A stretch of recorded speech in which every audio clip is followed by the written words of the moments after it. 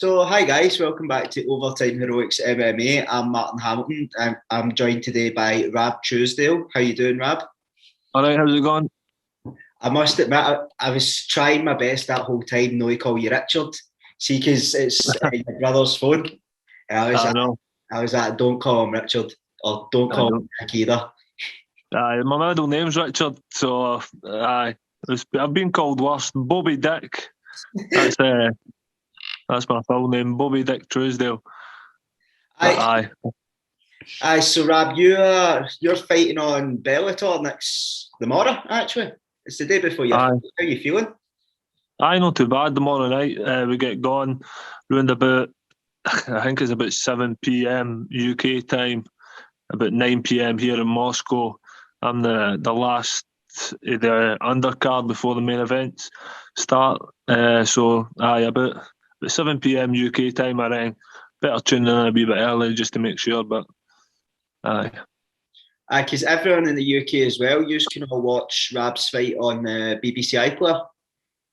that's right. I get it on the BBC iPlayer live tomorrow night. I think the coverage for the full card is now on the iPlayer. It used to be a bit of a nightmare try to get the full Bellator events, but now it's moved to the iPlayer. It seems pretty straightforward. Pretty good coverage actually as well. Yeah, that's one thing I've noticed, especially in like the UK kind of European scene. Bellator's coverage is just like skyrocketed because I remember they used to have it on, and it'd be like the undercard would just be running, and the main card would be starting somewhere else. It was so far behind. You'd be watching it on like Channel 5, and the main event starting on Sky Sports. I think that was to do with the American market. I think they were trying to, I don't know, get the times right for the Americans, but it already happened over here. I think there was a few boys that made some money out of that back in the day. Well, only a couple of years ago, but they seem to have it sorted with the iPlayer. Pretty good coverage, and you always get the full fight card. So even the undercard to the main event. So it's been a good move. I'm glad it's on the iPlayer now. And it's up there for months as well, so you can go back and watch. See, especially with later cards as well. It's much easier to kind of catch up. I like the UFC app and stuff like that. It's like that. You can go back and watch stuff. So it's pretty handy, especially for we've got it quite good in the UK with the apps and stuff just now to watch all things MMA. So Rab, I like to kind of start this interviews off with the same kind of question. Where did your mixed martial arts journey begin? I've been doing martial arts for God knows how long. When I was a boy growing up, I lived in a place called Cathkin.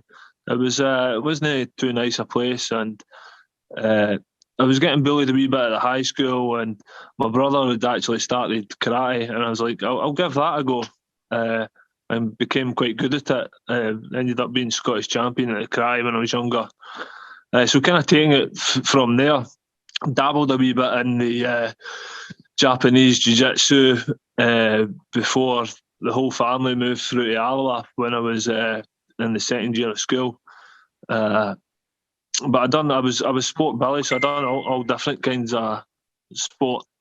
So that was just one of them. I kind of gave it up when I moved through to Alloa for a long time. I was playing football. I was quite good at football, and ended up taking up rugby because all my friends were playing rugby as well, and then became pretty good at that. So the martial arts taking a back step until I bumped into Josh Gavin, who ran his own judo club and also was running an MMA club. At this time, it was in Socky. It was a wee village near Alloa. I had guys like Robert Whiteford, Callum Murray, Craig McIntosh. We all kind of came through that Josh's judo club / MMA. So yeah, we moved to Kilmartin Road in Alloa, and it just kind of taking off of there. I actually said to Josh, like, I'm wanting to fight, and he was trying to hold me back a wee bit. But I just loved the fighting. So I came away from it, and then I bumped into him in a shopping centre again about 6 months later, or a year down the line, and he says, well, "Why did you give up, Rab?" I says, "I want you to fight, mate." He says, "I tell you what, if you come back, we'll get you a fight." I was back a couple of weeks, and he'd organised the first amateur fight, and it just kind of taken off from there. Because you mentioned you done Japanese jiu-jitsu, would you like to kind of tell us what's really the difference between Japanese and Brazilian jiu-jitsu? The Japanese, like, I didn't do it as in I went through the grading systems or anything like that. We just kind of, MMA was young at the time, and we were looking at different, like, different martial arts to tie in what we'd seen on DVDs and stuff. Well, no DVDs, it'd been VHSs at the time that were getting passed about. So we're looking for like ground fighting and stuff like that. So we're looking at different martial arts. This was my family, me, my dad, my brother and stuff. So we'd seen there was a place in Glasgow. I can't even remember the name of the place. It was that long ago, and we'd went and we tried that, and basically it was just like judo. So it was pretty much concentrating on throws and stuff like that. But we ended up picking up bits and bobs through VHSs, and even though we were doing karate, at the end of the karate sessions and stuff like that, we would do the old back-to-back fighting, ground fighting, submission wrestling or whatever you want to call it. And I took it for there. But like I said, I gave it up when I moved to Alloa to pursue some other sports. But then Josh Gavin opened the door for me in the sense of the MMA. So that's pretty much where it all kind of began, and then kind of taking off from. Because your fight tomorrow, it came about like so quick. It was quite short notice, wasn't it? It was like 2 or 3 weeks. Can you just kind of talk us through that process? What was going through your mind when Bellator phoned? A bit surreal. Obviously, I don't even know if it was a replacement fighter, but it was very last minute. We'd always knew that like someone like Bellator could be a step away or now, but I wasn't expecting the phone call because my last fight I got beat at EMC in Germany. So I wasn't really expecting the phone call. So it was a bit of a surprise, but it was a nice surprise, if you know what I mean. Gave me something to focus on, even though it was last minute. I'd still been trying to train and stuff like that. A few injuries holding me back, but I'll talk a bit more about that after my fight with injuries and stuff. So, aye. Because the fight you kind of referenced there, that was against Kasim Aras, wasn't it? And that was for the AMC belt. It was, aye. It was. That was in Dusseldorf in Germany. A tough opponent, and I think that he's going to go places. Kasim, to be fair, I think he'll be UFC bound, and if no, very short, he'll be one fight away or something like that. He'll be in the UFC. I'd imagine he's got a good team run about him, and he's a good fighter as well. So, yeah. Yeah, that was one of the things I noticed when I was looking him up after I looked you up. He's got a good record, 7-1. See, especially for a heavyweight, like that's a really good record. Because you've, like you said, you fought in Germany, you fought in Holland, you've also fought in Russia before. So you've travelled all around the world, working with some great organisations at AMC.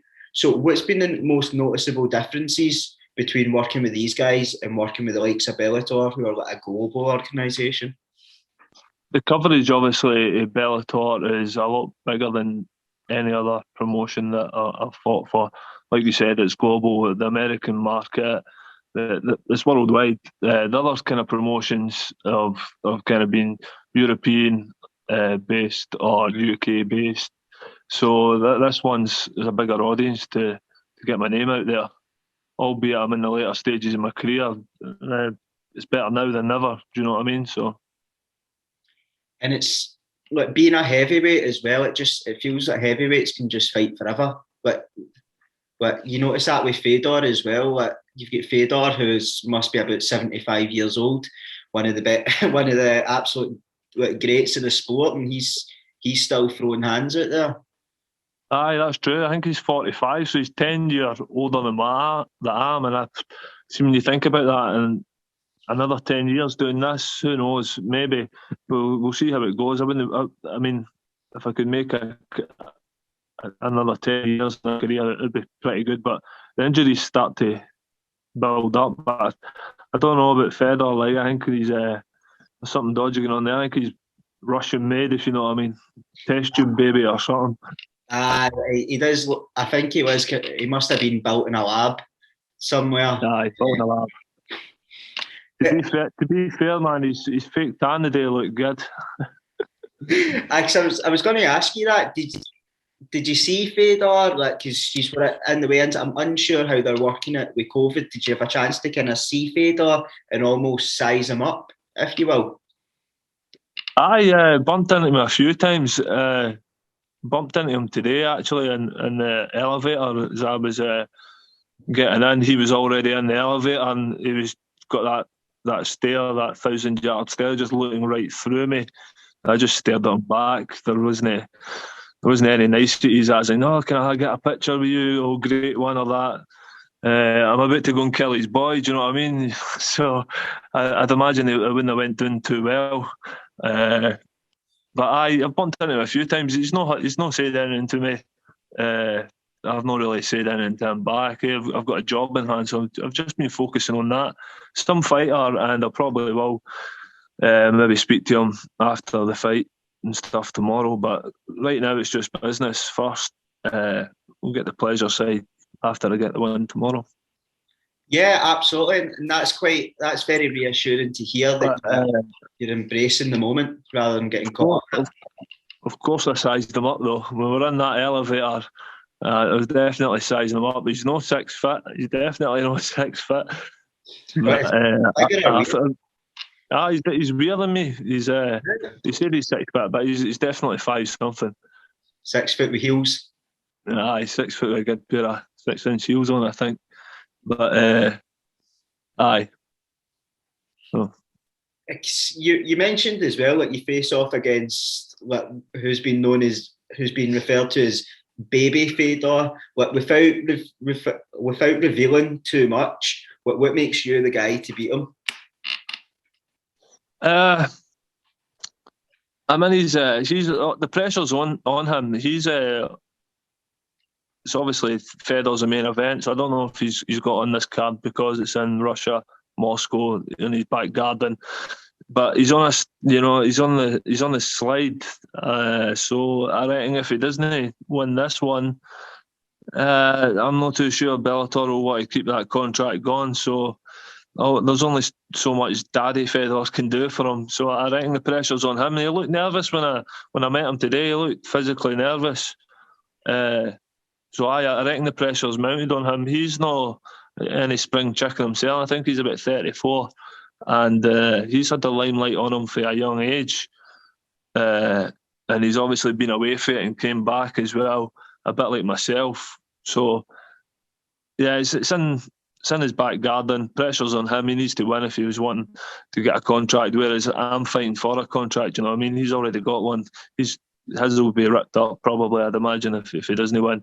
And if I do win, I'll be hopefully getting a contract handed to me. So that's the kind of motivation for me to go out and beat him.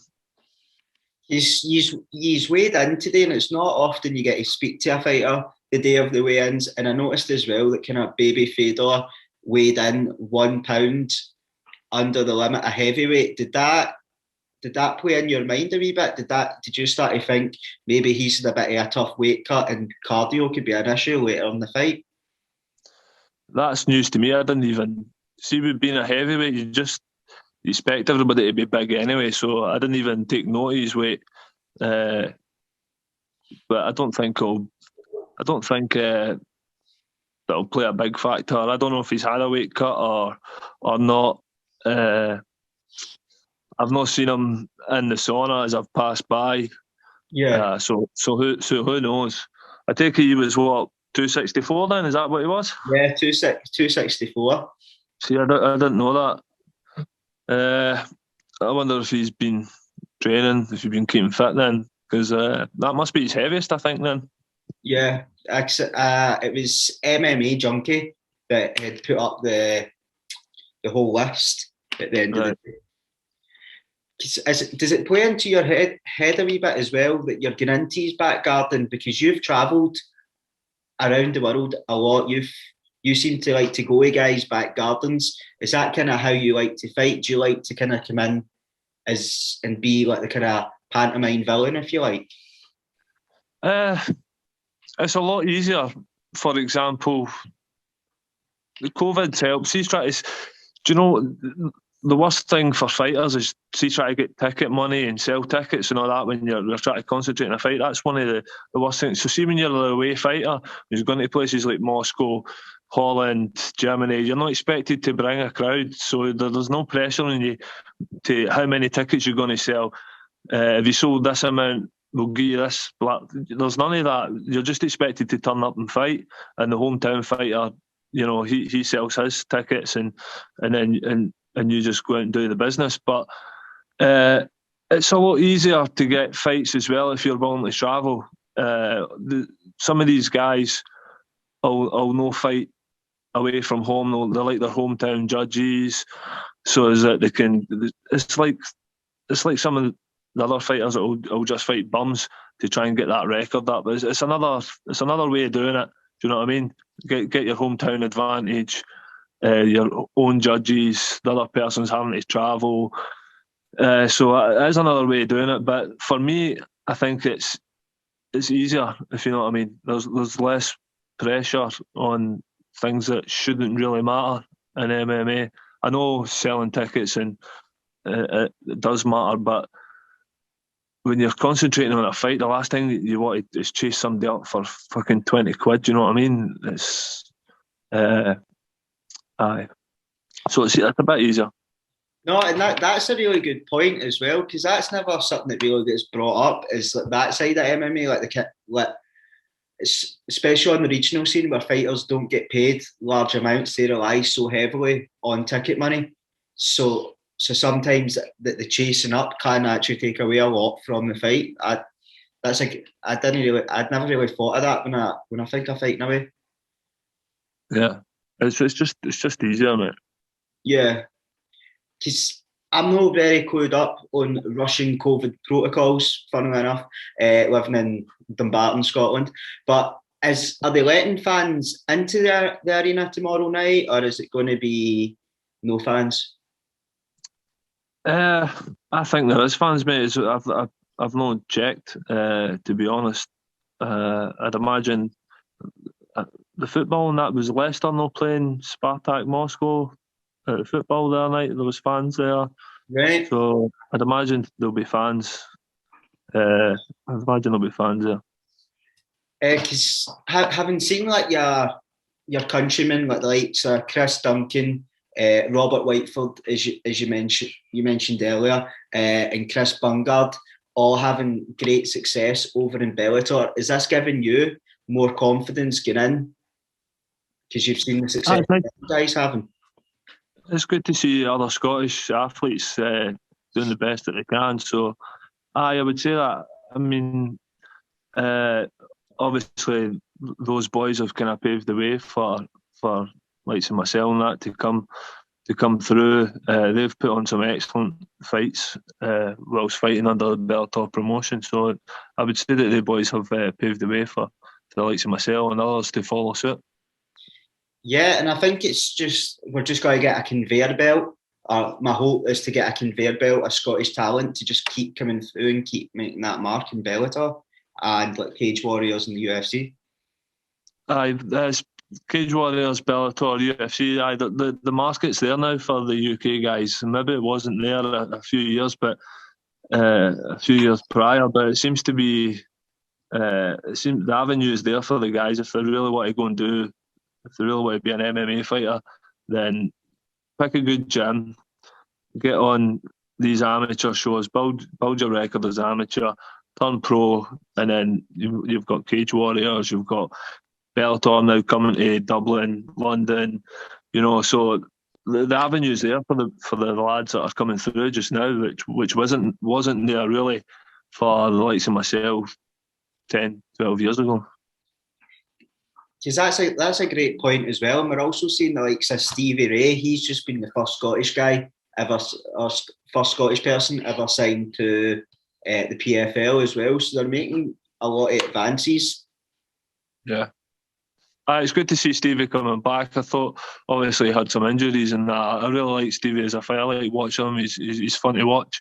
So I think it's going to be easier for him to fight under the PFL banner, going by what he's put on Facebook and stuff like that. Obviously, coaches and that know him a wee bit better, so I don't know what the deal is there. I think I heard that the UFC were wanting him back, but I'm not 100% sure on that.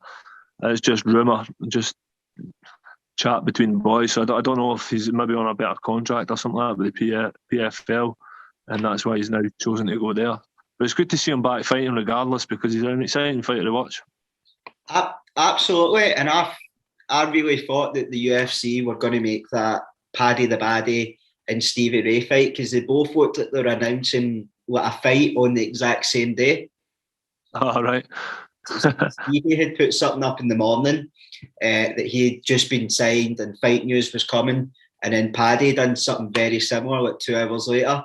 So it's up social media into a bit of a frenzy, like, oh, is this going to happen? I think it'd be a bad move for Paddy and his UFC career. I think Stevie would actually. Well, I think Stevie's already beat him in I think it was a grappling match. He beat him, so it'd be a bad move. Paddy's got everything gone from the now with the UFC, so he needs to take caution with picking his opponents next, because they've got to try and build him up to be the next Conor McGregor, because he's got that markability. And I don't think a fight with Stevie Ray is something that you would do to try and, because Stevie would probably beat him in my opinion. So yeah, a bad match for Paddy. Because you mentioned earlier on how important it is to have a good gym round about you, and as we can all see, you're sporting the Submission Factory hat. Yeah. So how important was it when you get the call up for Bellator to have guys like the McIntosh brothers round about you, and guys like Callum Murray who have fought at the highest level? Like Callum Murray fought in Bellator, Stevie McIntosh has fought in like Cage Warriors and stuff. And how important was it to have these guys round about you to help keep you prepared mentally for the fight? These guys have been about for a long time now, and they know their stuff. Craig McIntosh is probably one of the best guys in Europe, the world, for his BJJ. Don't think he gets enough recognition of actually how good he is. It isn't until people actually roll with him to find out how good he is. Murray, he's a madman, I tell you that. He's a madman, but I love him to bits. His 10th Planet stuff's pretty good. So, and then you've got, like, say, Craig's brother Stevie, who's also been to Russia with me. I took Stevie the last time to Russia. The last time I fought in Pro FC, he came with me. I had a good trip then. Even though I didn't get the win, it's memories, you know. And so I like the submissions. Like, I don't know what it is about Aloha, but there's something definitely in the water. It just keeps producing these fighters that are going places. You know what I mean? So you get yourself a good gym like Submission Factory in Aloha, or if you're Glasgow area or like that way, they've got higher level and stuff like that. These gyms have got guys that have been there and done it, and with top quality coaches. So surround yourself with a good team, and you'll go far as long as you put the work and have got the right mental attitude. Yeah. Are you feeling as well that you're starting to become one of those guys? But you're starting to become one of those figureheads in the gym that the younger guys are looking up to for this advice? I don't know, man. I'm happy-go-lucky guy at the gym. If anybody wants my input, I'll be happy to help them or give them a dig out. But like, we've got to, like, say, Craig. We've got Gary Priestley, I know, who's a top coach. Callum Murray. We've got these guys who, are really experienced coaches. Right now, I'm still fighting. Do you know what I mean? So I'm concentrating on myself. So it's hard to do both.